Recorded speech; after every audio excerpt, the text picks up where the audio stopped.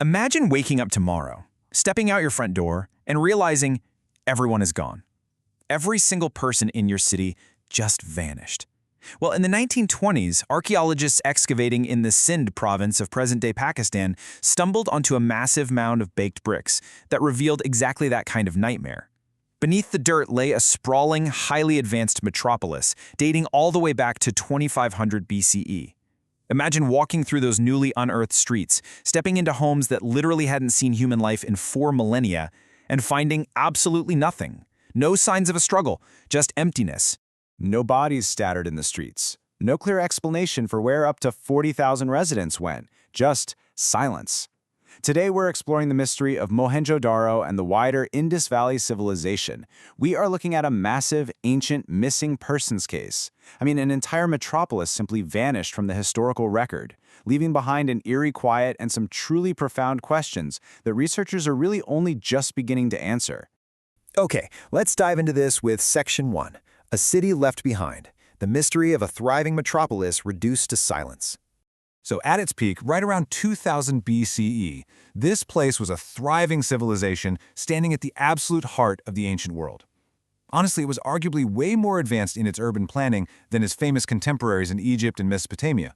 Just picture the streets for a second, echoing with the sounds of merchants bartering lapis lazuli from Afghanistan or carnelian beads destined for Sumerian kings. You had skilled craftsmen forging precise, standardized copper tools, and families just going about their daily lives in multi-story brick homes. It was a bustling hub.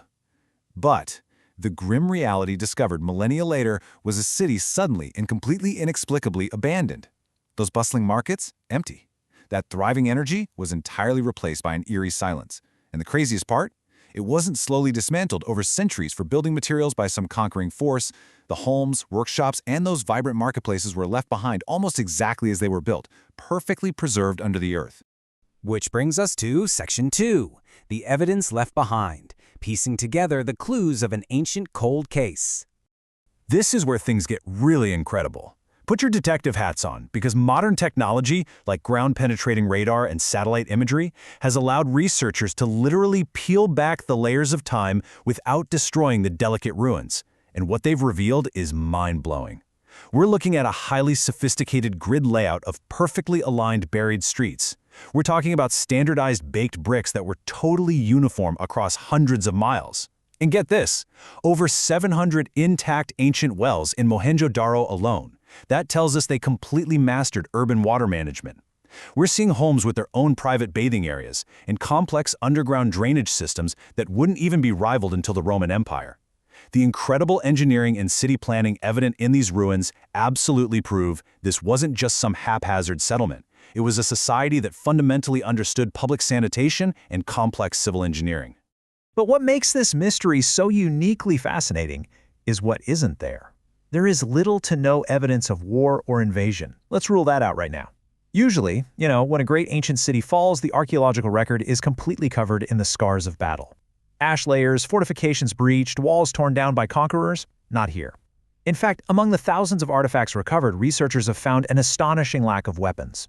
We also see incredibly valuable items like the famous bronze dancing girl statuette or these really intricate steatite seals, just left behind rather than looted.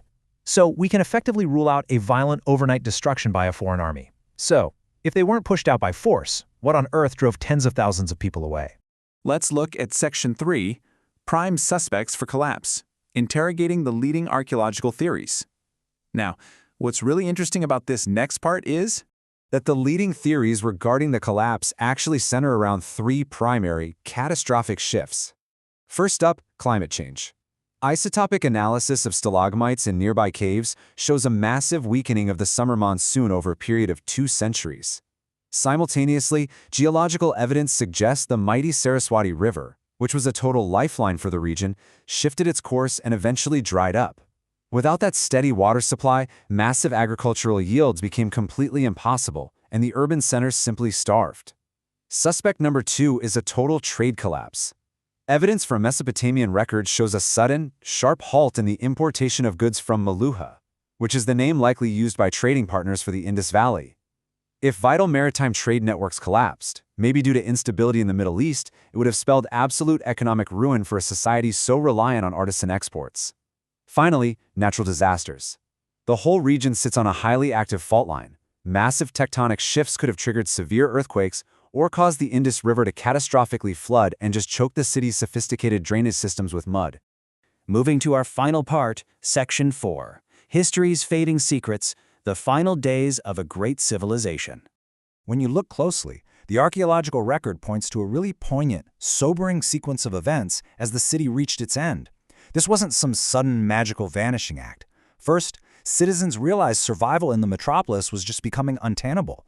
As the river dried or the economy faltered, the grand civic maintenance completely stopped.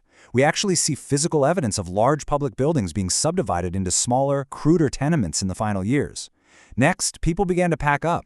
But and this is key, we don't find hordes of panicked, hastily dropped belongings. Instead, we see deliberate exits. In some cases, doorways were carefully bricked up, suggesting families hoped they might actually return one day.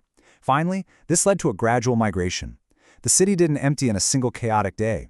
Over several generations, the population decentralized, migrating east toward the Ganges Basin to start entirely new lives in smaller, rural farming communities. It was a desperate, gradual exit, just trying to adapt to a rapidly changing world. As historians often point out, even the greatest civilizations can fade with time. So the crucial point is, although we might never definitively pin down the exact, singular catalyst for the abandonment of Mohenjo-Daro, its story serves as a profound mirror for us today. It reminds us of our own societal fragility. I mean, think about it. We face shifting climates, fragile global supply chains, and environmental uncertainties right now. No matter how advanced our engineering is or how thriving our global markets are, a society's permanence is just never guaranteed when the very environment it relies on begins to shift. History still hides incredible secrets, and exploring them helps us understand exactly where we came from and what we might face in our own future. Think about this. If we were forced to suddenly walk away from our modern metropolises today, what relics of our cities would puzzle archaeologists 4,000 years from now? Which mystery should we explore next? Let us know your thoughts in the comments. Keep questioning, keep learning, and we'll see you in the next explainer.